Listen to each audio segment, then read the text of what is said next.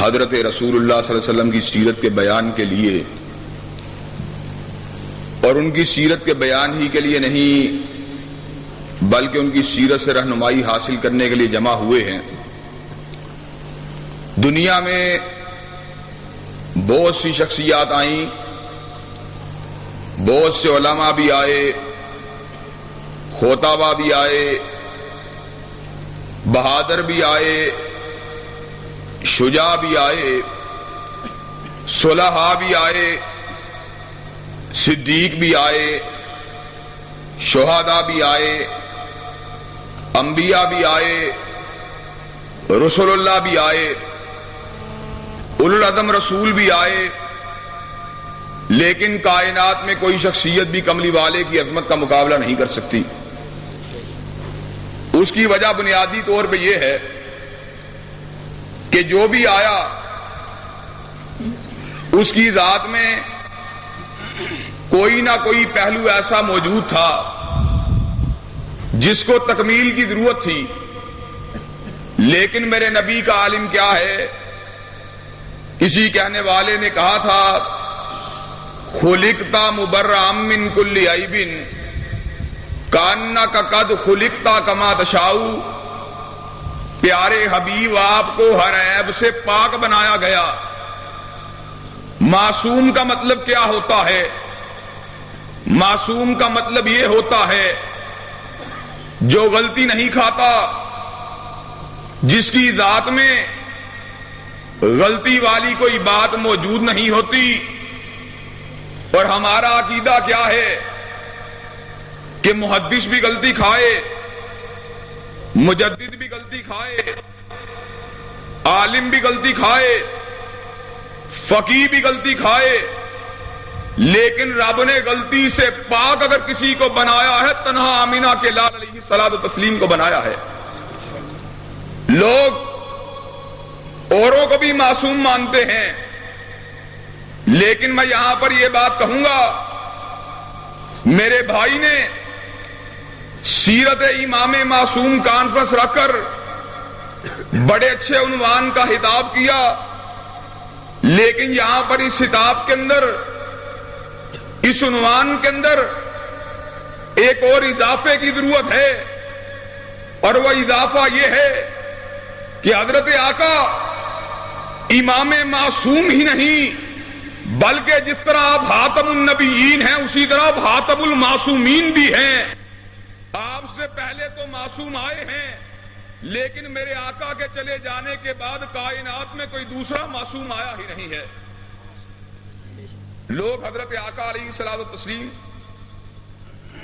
ان کے بعد اوروں کو بھی معصوم مانتے ہیں، لیکن ہمارا عقیدہ یہ ہے رب نے عصمت کو، غلطی نہ کھانے کو، ٹھوکر نہ لگنے کو، افعال میں خطا کے نہ سرزد ہونے کو تنہا آمینہ کے لال کی ذات پہ ختم کر دیا۔ اب جو بھی آئے گا خطا کا پتلا آئے گا، غلطی کو کھانے والا آئے گا۔ رب نے غلطی سے پاک کسی کو بنایا ہے، تنہا سید الکونین کو بنایا ہے۔ اور آج میں آپ حضرات کے سامنے اس حوالے سے اپنی چند گزارشات کو رکھ دینا چاہتا ہوں کہ میرے آقا سے پہلے بھی انبیاء اور رسول اللہ کائنات میں آتے رہے۔ آپ نے کانفرنس کا نام امام معصوم رکھا۔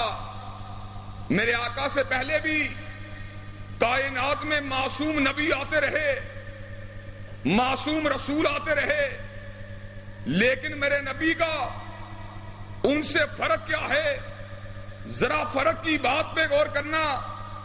جتنے بھی انبیاء آئے، جتنے بھی رسول اللہ آئے، اپنے اپنے علاقے کے لیے ماڈل بن کے آئے، اپنے اپنے علاقے کے لیے نمونہ بن کے آئے، اپنے اپنے علاقے کے لیے مثال بن کے آئے، اپنے اپنے علاقے کے لیے نذیر بن کے آئے، اپنے اپنے علاقے کے لیے رول ماڈل بن کے آئے۔ قرآن میں ارشاد ہوا وَلَقَدْ أَرْسَلْنَا نُوحًا إِلَىٰ قَوْمِهِ، جناب نوح آئے، اپنے علاقے کے لیے رول ماڈل بن کے آئے۔ وَإِلَىٰ عَادٍ أَخَاهُمْ هُودًا، جناب ہود آئے، قوم عاد کے رہنما بن کے آئے۔ وَإِلَىٰ مَدْيَنَ أَخَاهُمْ شُعَيْبًا، جناب شعیب آئے، قوم مدین کے رہنما بن کے آئے، جناب موسیٰ، جناب عیسیٰ، جناب زکریا، جناب یحییٰ، سارے کے سارے بنی اسرائیل کے لیے رول ماڈل بن کے آئے.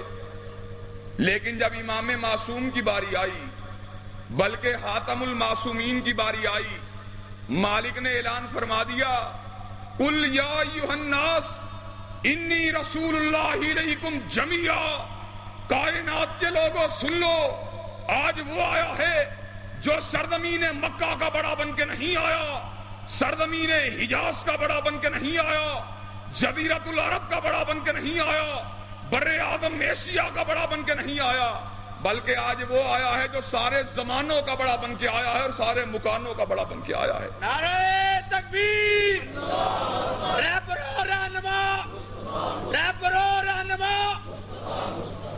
اور آج سے پہلے جتنے بھی رسول آئے، جو کائنات میں آ گیا، اس نے اپنے بعد آنے والے رسول کو نہیں دیکھا. جناب نوح دنیا میں آئے، آپ نے جناب ہود کو نہیں دیکھا. جناب ہود آئے، آپ نے جناب صالح کو نہیں دیکھا. جناب صالح نے جناب ابراہیم کو نہیں دیکھا. جناب ابراہیم نے جناب موسیٰ کو نہیں دیکھا.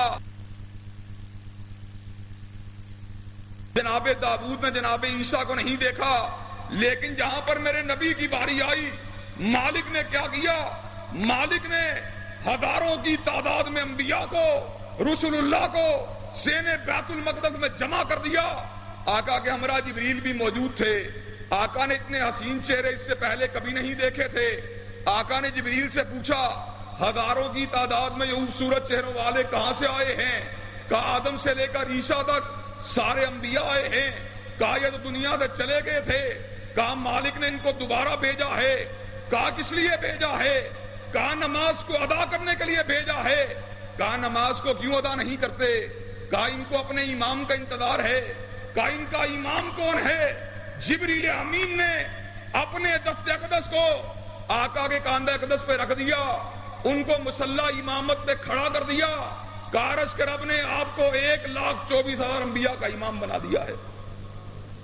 اور ذرا غور کیجئے، حضرت آقا علیہ الصلوۃ والتسلیم، ان کے جد امجد جناب ابراہیم نے ہدایت کے 2 مرکز بنائے. ہدایت کے 2 مرکز ان کی نسل نے تعمیر کیے. ایک مرکز انہوں نے اپنے ہاتھوں سے تعمیر کیا جس کو بیت اللہ کہا جاتا ہے. دوسرا مرکز ہدایت کا بیت المقدس ہے جو آل اسحاق کے مقدر میں آیا. آل اسماعیل نے بیت اللہ کی تولیت کے فریضے کو انجام دیا. آل اسحاق میں 70,000 انبیاء آئے جنہوں نے بیت المقدس کی تولیت کے فریضے کو انجام دیا. کبھی جناب یعقوب متولی بنے، کبھی جناب یوسف متولی بنے، کبھی داؤد نے تولیت کی، کبھی سلیمان نے تولیت کی، کبھی زکریا نے تولیت کی، کبھی یحییٰ نے تولیت کی، کبھی عیسیٰ نے تولیت کی. جو بیت المقدس کا رہنما تھا وہ بیت اللہ کا رہنما بن کے نہیں آیا، اور جو بیت اللہ کا رہنما تھا وہ بیت المقدس کا رہنما بن کے نہیں آیا. لیکن بات پہ ذرا غور کرنا، جب میرے نبی کی باری آئی، مالک نے اعلان فرما دیا، سبحان الذی اسری بعبدہ لیلا من المسجد الحرام الی المسجد الاقصی الذی بارکنا حولہ. اور سن لو، آج وہ آیا ہے جو ایک قبلے کا امام بن کے نہیں آیا، ہدایت کے ایک چشمے کا ساقی بن کے نہیں آیا، ہدایت کے ایک علاقے کا رہنما بن کے نہیں آیا، بلکہ آج وہ آیا ہے جو دونوں قبلوں کا امام بن کے آیا، دونوں قبلوں کا مقتدا بن کے آیا، دونوں قبلوں کا پیشوا بن کے آیا، دونوں چشموں کا ساقی بن کے آیا. آج وہ آیا ہے، یاسین والقرآن الحکیم انکا لمن المرسلین علی صراط مستقیم. حکمت والے قرآن کی قسم ہے، آئندہ کے بعد جب بھی ہدایت ملا کرے گی محمد کے نقش قدم سے ملا کرے گی.